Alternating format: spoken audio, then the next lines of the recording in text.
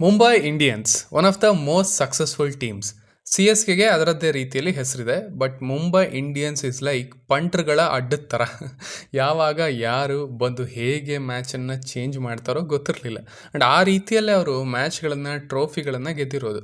Almost 2013ರಿಂದ 2020 ಒಳಗೆ 5 ಸಾರಿ IPL ಟ್ರೋಫಿಯನ್ನು ಗೆದ್ದಂಥ team.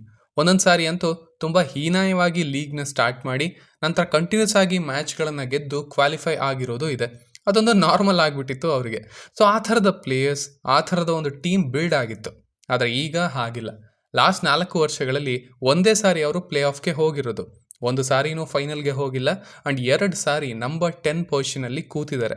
So ಇದೊಂಥರ major black mark ಆಗೋಯ್ತು ಅವರ ಜರ್ನಿಯಲ್ಲಿ. ಇಷ್ಟು ಡಾಮಿನೇಟಿಂಗ್ ಆಗಿ ಇದ್ದಂಥ ಟೀಮ್ ಕ್ವಾಲಿಫೈ ಆಗೋದಕ್ಕೂ ಕಷ್ಟಪಡ್ತಾ ಇದೆ. ದೊಡ್ಡ ಹೆಸರುಗಳು ಕಾಣ್ತವೆ, ಬಟ್ ಪರ್ಫಾರ್ಮೆನ್ಸ್ ಬರ್ತಾ ಇಲ್ಲ.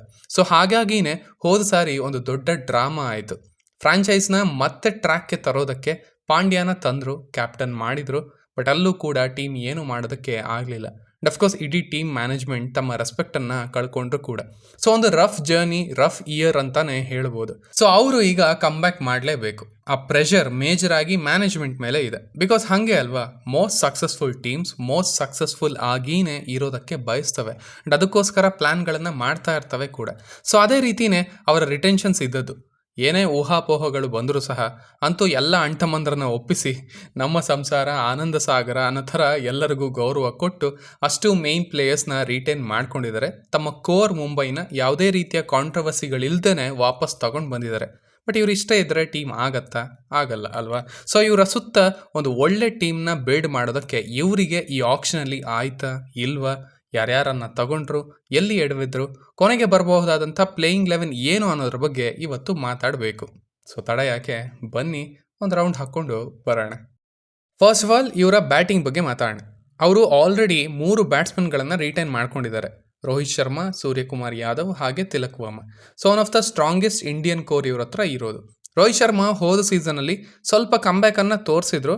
ಬಟ್ ಸ್ಟಿಲ್ IPLನಲ್ಲಿ ತುಂಬ ವರ್ಷಗಳಿಂದ ಅವರು ಅವರ ಪೊಟೆನ್ಷಿಯಲ್ಗೆ ತಕ್ಕ ಹಾಗೆ ಆಡ್ತಾ ಇಲ್ಲ.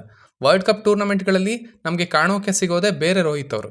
ಬಟ್ ನಂತರ ಅವರೆಲ್ಲೋ ಕಳೆದು ಹೋಗ್ಬಿಡ್ತಾರೆ. ಆ್ಯಂಡ್ ಅವರ ಆ ಪರ್ಫಾರ್ಮೆನ್ಸ್ಗಳೇ ಮುಂಬೈ ಇಂಡಿಯನ್ಸ್ ಮ್ಯಾನೇಜ್ಮೆಂಟ್ಗೆ ಸ್ವಲ್ಪ ರೋಹಿತ್ನ ಬಿಟ್ಟು ಕ್ಯಾಪ್ಟನ್ಸಿಗೋಸ್ಕರ ಬೇರೆ ಆಪ್ಷನ್ಸ್ನ ನೋಡ್ಕೊಳ್ಬೇಕು ಅಂತ ಪುಷ್ ಮಾಡಿದ್ದು. ಈವನ್ ಮುಂಬೈ ಇಂಡಿಯನ್ಸ್ನ ಫಾಲೋವರ್ಸ್ ಕೂಡ ಇದನ್ನು ಒಪ್ಕೊಳ್ತಾರೆ. ರೋಹಿತ್ ಅವರು ಅವರ ಬ್ಯಾಟ್ನಿಂದ ತುಂಬ ಕಾಂಟ್ರಿಬ್ಯೂಟ್ ಮಾಡ್ತಾ ಇಲ್ಲ ಟೀಮ್ಗೆ ಅಂತ. ಈವನ್ ಆಕ್ಷನ್ಗಿಂತ ಮುಂಚೆ ಮಾಡಿದಂಥ ಅನಾಲಿಸಿಸ್ನಲ್ಲೂ ಹೇಳಿದ್ವಿ, ರೋಹಿತ್ನ ಬಿಟ್ಟರೆ ಅದು ನಷ್ಟ ಏನಾಗಲ್ಲ ಮುಂಬೈಗೆ, ಇನ್ನು ಪರ್ಸ್ ಲೆಕ್ಕದಲ್ಲಿ ಅವರಿಗೆ ಹೆಲ್ಪ್ ಆಗುತ್ತೆ ಅಂತ.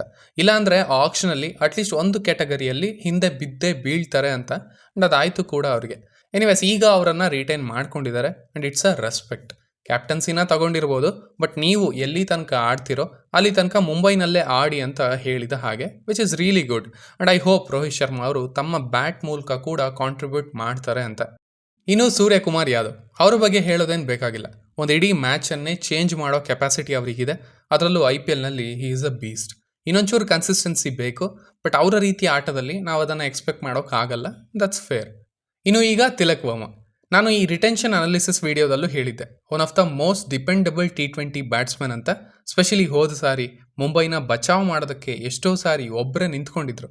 ಅದು ಮತ್ತೆ ಕನ್ಸಿಸ್ಟೆಂಟ್ ಆಗಿ. ಇವರ ಅಕ್ಸಲ್ರೇಷನ್ ಕೆಪಾಸಿಟಿ ಸಖತ್ತಾಗಿದೆ. ಅಂತೂ ಅದು ಈಗ ಸೌತ್ ಆಫ್ರಿಕಾ ವಿರುದ್ಧ ಸೀರೀಸ್ನಲ್ಲಿ ಕಾಣೋದಕ್ಕೆ ಸಿಕ್ತು. ಚಾನ್ಸ್ ಸಿಕ್ಕಿದ್ದೆ ಶಿವ. ನಂಬರ್ 3ಗೆ ಕೇಳಿ ಹಾಕಿಸ್ಕೊಂಡು ಹಿ ಪ್ರೂವ್ಡ್ ಇಸ್ ಅಬಿಲಿಟಿ.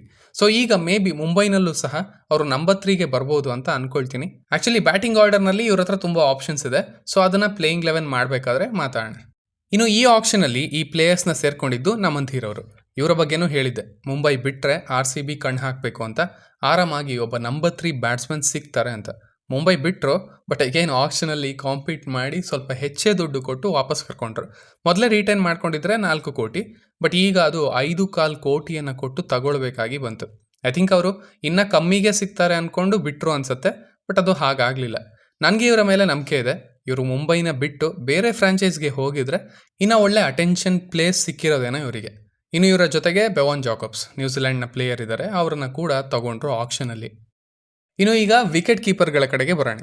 ಇಲ್ಲೇ ಮುಂಬೈ ಇಂಡಿಯನ್ಸ್ ಎಡವಿದ್ದು ಅನ್ನೋದಕ್ಕಿಂತ ಅವರ ರಿಟೆನ್ಷನ್ಸ್ನಲ್ಲಿ ಅಷ್ಟು ಖರ್ಚು ಮಾಡ್ಕೊಂಡಿದ್ರಿಂದ ಅವರಿಗೆ ಆ ಪವರ್ ಅಥವಾ ಆ ಚಾನ್ಸ್ ಇರಲಿಲ್ಲ.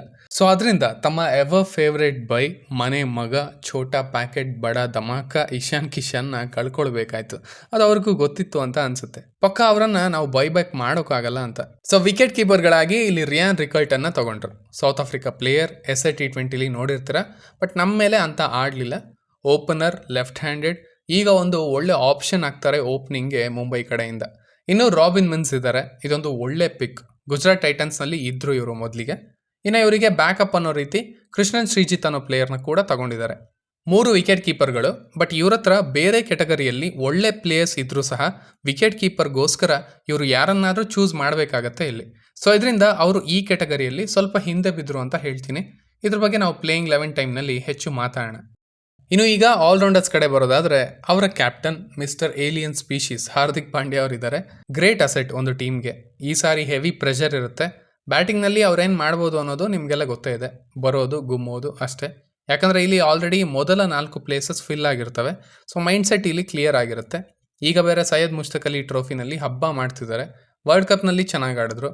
ರೀಸೆಂಟ್ ಟೂರ್ಸ್ನಲ್ಲೂ ಚೆನ್ನಾಗಿ ಪರ್ಫಾರ್ಮ್ ಮಾಡಿದರು. ಆ್ಯಂಡ್ ಮೇನ್ಲಿ ಬೌಲಿಂಗ್ನಲ್ಲಿ ತುಂಬ ಒಳ್ಳೆ ಕಾಂಟ್ರಿಬ್ಯೂಷನ್ಸ್ ಇರುತ್ತೆ.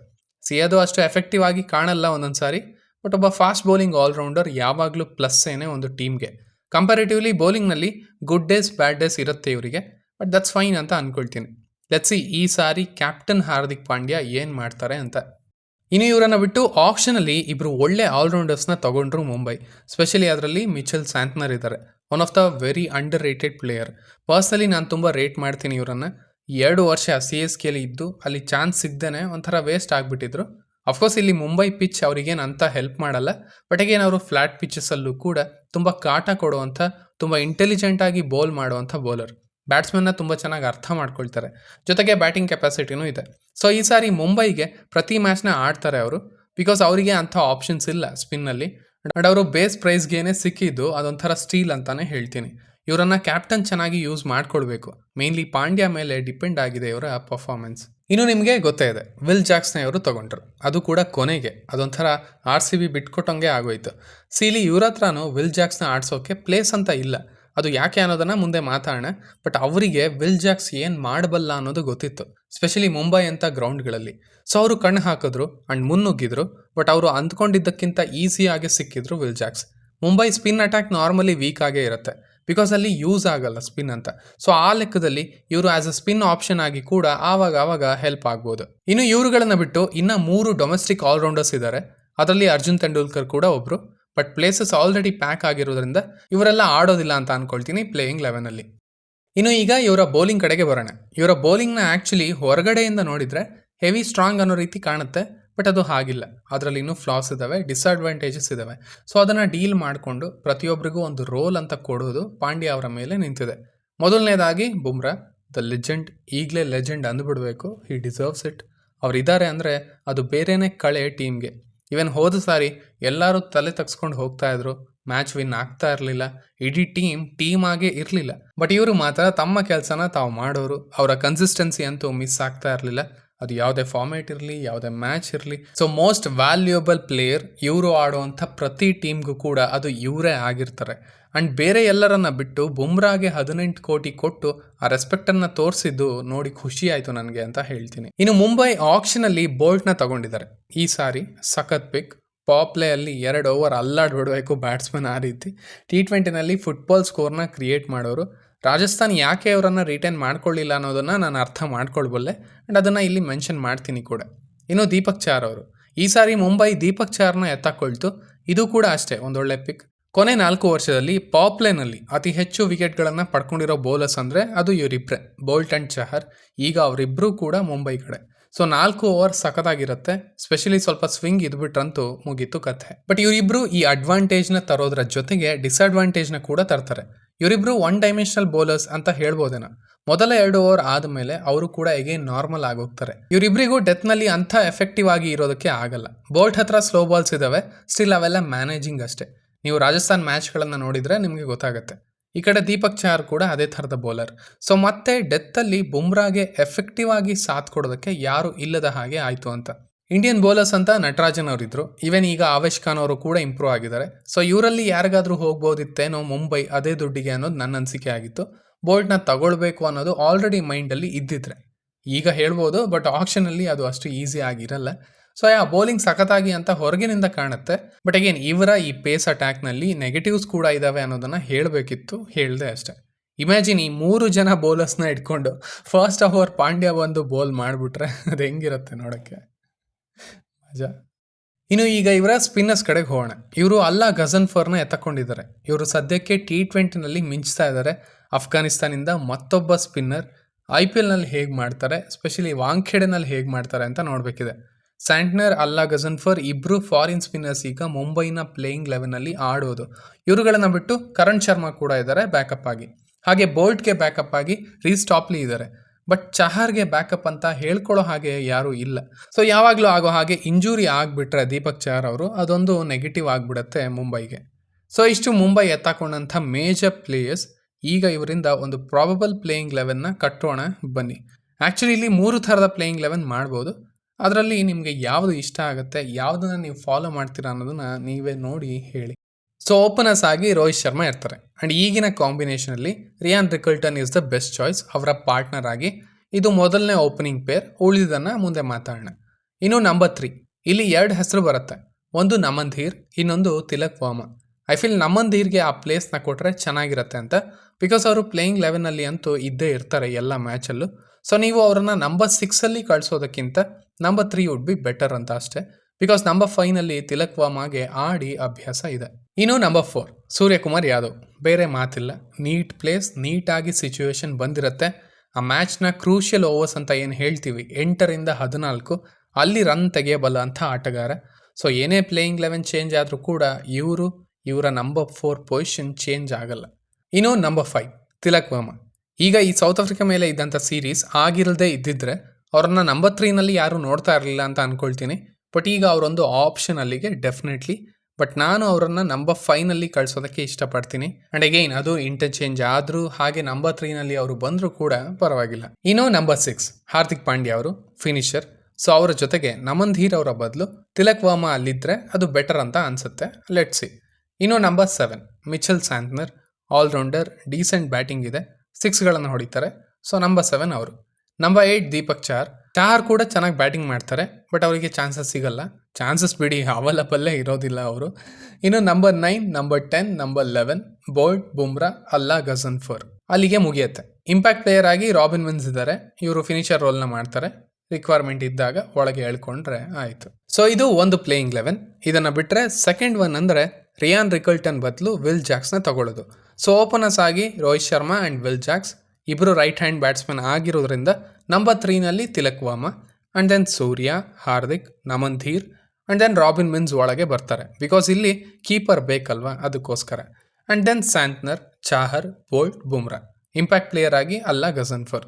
ಸೊ ಇದೊಂದು ಪ್ಲೇಯಿಂಗ್ 11 ಸೆಕೆಂಡ್ ಒನ್ ಅಂತ ಹೇಳ್ಬೋದು. ರಿಯಾನ್ ರಿಕಲ್ಟನ್ನ ಬಿಟ್ಟು ವಿಲ್ ಜಾಕ್ಸ್ನ ತಗೊಳ್ಳೋದು ಆ್ಯಂಡ್ ತಿಲಕ್ ವರ್ಮಾ ಅವರನ್ನು ನಂಬರ್ 3ನಲ್ಲಿ ಕಳಿಸೋದು. ಇನ್ನು ಈಗ ಥರ್ಡ್ ಒನ್. ಇಲ್ಲಿ ರಿಕಲ್ಟನ್ ಹಾಗೆ ಜಾಕ್ಸ್ ಇಬ್ಬರೂ ಕೂಡ ಇರುವಂಥ ಪ್ಲೇಯಿಂಗ್ 11. ಓಪನರ್ಸ್ ಆಗಿ ರೋಹಿತ್ ಶರ್ಮಾ ಹಾಗೆ ರಿಕಲ್ಟನ್. ಒನ್ ಡೌನಲ್ಲಿ Will Jacks. Number 4 Surya. Number 5 Tilak Varma. Number 6 Hardik Pandya. Number 7 Naman Dhir. Number 8 Santner. Number 9 Chahar. 10 Boult. 11 Bumrah.